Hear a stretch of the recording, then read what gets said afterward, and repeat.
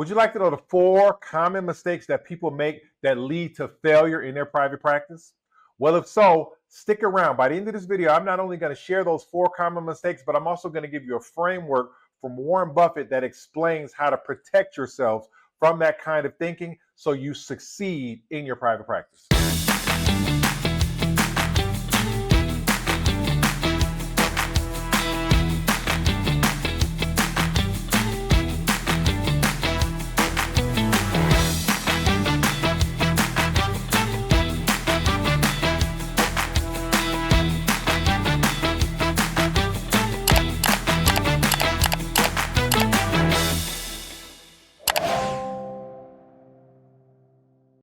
So before I get into the actual 4 things, let me first explain what is failure. Let's define failure, because failure means different things for different people, but we're going to give a general sense of what does it mean to fail in your private practice. Well, the easiest one is if your practice is forced to go out of business. If you don't have any money to pay your staff, to pay your mortgage, your lease, your loan, if you just run out of money and you can't pay anything, that's one form of failure, and that's obvious. But what typically happens, and is actually more common, is when practice owners become involuntary sellers.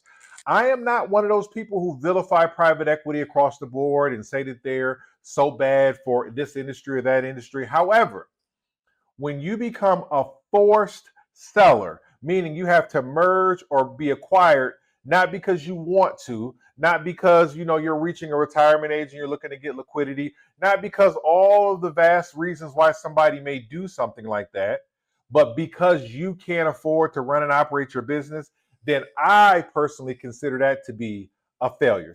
And so now that we've defined failure, let's talk about a principle that Warren Buffett calls the institutional imperative.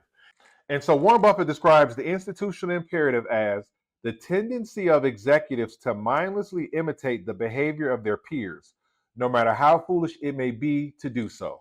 And so why is this definition important? Why is this principle important? It's because it explains the 4 main reasons why businesses fail.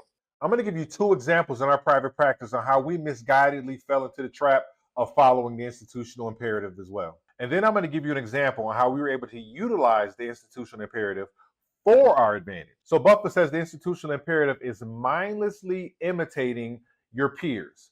We saw all of our peers in dermatology building these big, beautiful practices. We saw them building beautiful practices all across the country, from New York to LA, from rural places to very metropolitan places. We saw these beautiful walls and these paintings on the wall and this beautiful furniture, and we thought we need to do that as well.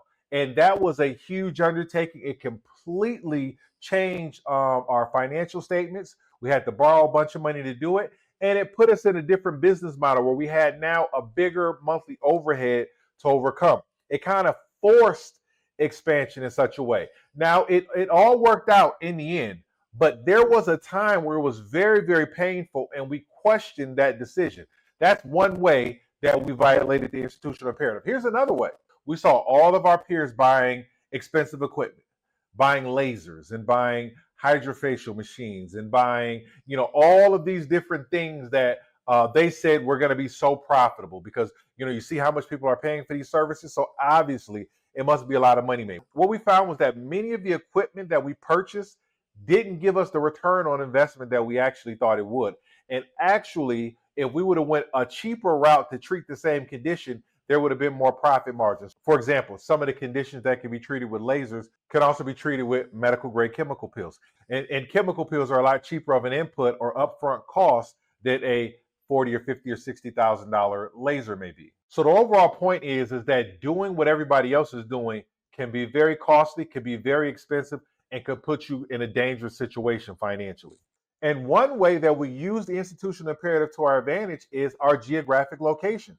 Most doctors, when they get out of residency, they want to go work in a metropolitan area or at least a pretty big area. However, our private practice is located in the Upper Peninsula of Michigan, which by most people's account is a pretty rural area. And we love it. We fell in love with the people there. The location suits the lifestyle that we want, the work lifestyle that we want. And ultimately, it's given us an opportunity to compete in a lot of ways in an unfair playing field because there's not other people like us up there. There's either major hospitals or there's large groups. And so we have an advantage because we're small and agile. Support for the DermBiz Show comes from EasyDerm. If you're a dermatologist or part of a dermatology practice, you know how critical it is to have tools that make your workflow seamless. EasyDerm is revolutionizing dermatology with its intuitive EHR solutions, designed specifically to simplify your practice operations and give you more time to focus on patient care. Their system isn't just easy to use, it's built with dermatologists in mind, making it the perfect choice for practices looking to streamline and grow. Want to learn more? Head over to easyderm.com to see how they can help you elevate your practice to the next level. And here's a little insider tip. Tell them the DermBiz Show sent you. Also, before we jump back in, here's a quick reminder to make sure you're connected with us on all of our other social media platforms. We share other content on those platforms that's going to help you grow and build your private practice. We believe that we need more doctors in leadership positions in private practice ownership, and we believe that our content is going to help you get to where you need to go. Don't forget to like, share, and subscribe on all those platforms. All right, thanks for listening, and another big shout out to EasyDerm. Now let's get back to the show. Now we're going to go over the 4 main ways that the institutional imperative manifests itself in businesses and cause those businesses to fail. This is what you want to avoid in your private practice. Number 1, resistance to change. Buffett said that this resistance happens even when current methods are failing. Do you see yourself being resistant to change in your private practice? Is something that you're consistently doing in your private practice not working, but you're resistant to looking at other opportunities? If so, you may be following the institutional imperative. Number 2, Buffett talks about misallocation of resources. Are you overspending on certain things? Is there certain software that you're overspending on? Is it a certain supplies that you're spending on? Could you maybe order bulk orders for your office supplies as opposed to ordering a piecemeal? Is there areas that you're underinvesting in? Could you invest more in marketing? Could you invest more in training? Are you misallocating your resources? Because if so, he says you may be suffering under the institutional imperative. Number 3 is leadership whims. Buffett says that any business craving of the leader, however foolish, will be quickly supported by the detailed rate of return and strategic studies prepared by his troops. Number 3 is saying, as the leader of your private practice, you want to make sure that you are getting wise counsel, not counsel from people who are beholden to you, not counsel from people who have something to sell to you.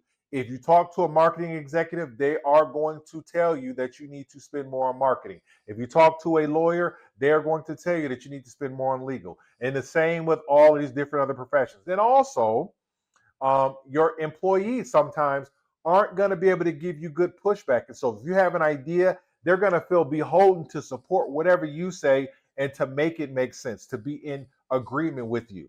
So the question is, do you have other business owners? Do you have an outside consultant? Do you have some mastermind group? Somebody else that you can run your ideas by to make sure that you're on track.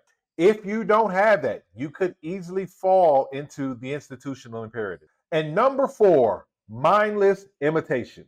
Buffett says the behavior of peer companies, whether they are expanding, acquiring, setting executive compensation, or whatever, will be mindlessly imitated. This manifestation reflects the lemming effect in corporate behavior, where companies follow industry trends regardless of whether they make sense for their specific situation.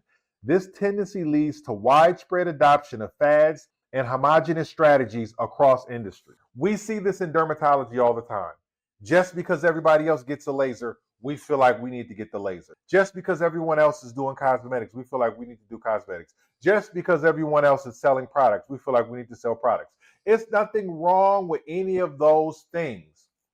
But something becomes wrong with those actions when the reason to do it is because everybody else is doing it.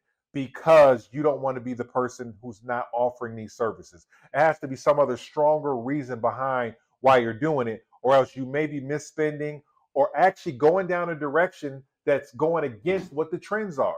Just because everybody else is doing it doesn't mean that that's what the customers want. Doesn't mean that that's what the patients want. So what are the key takeaways? Number 1, don't follow the crowd because the crowd is often wrong. And number 2, look for opportunities where other people are not looking for opportunities. There is where you'll often be able to find inexpensive strategies that you can use because everyone else is not competing and trying to do the same thing. I hope this information helps you in your private practice. We believe the more successful you are, the better healthcare system we can create, the better healthcare careers we can create, and a more purpose-driven work-life balance we can create for doctors. See you on the next episode.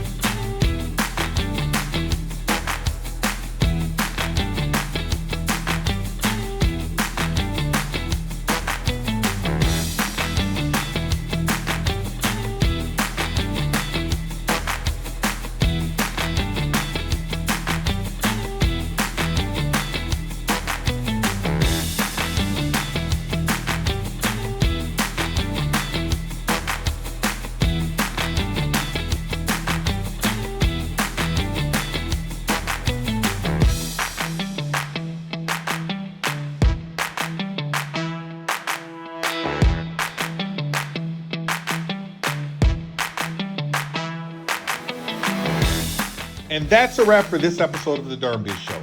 We hope you found today's discussion insightful and packed with value to help you navigate the challenges of running your private practice. We'd love to hear from you. Is there a specific topic you'd like us to cover or a question you want answered? Reach out to us at thedermbiz@gmail.com or drop us a message on social media. Your input helps us tailor the show to what matters most to you and your practice. Speaking of social media, don't forget to follow us on all of our platforms for updates, bonus content, and tips to keep your practice running smoothly. And of course, make sure you like, share, and subscribe to the podcast so you never miss an episode. Thanks for tuning in today, and we can't wait to have you join us again the next time. Until then, take care, keep thriving, and we'll see you the next time on the DermBiz Show.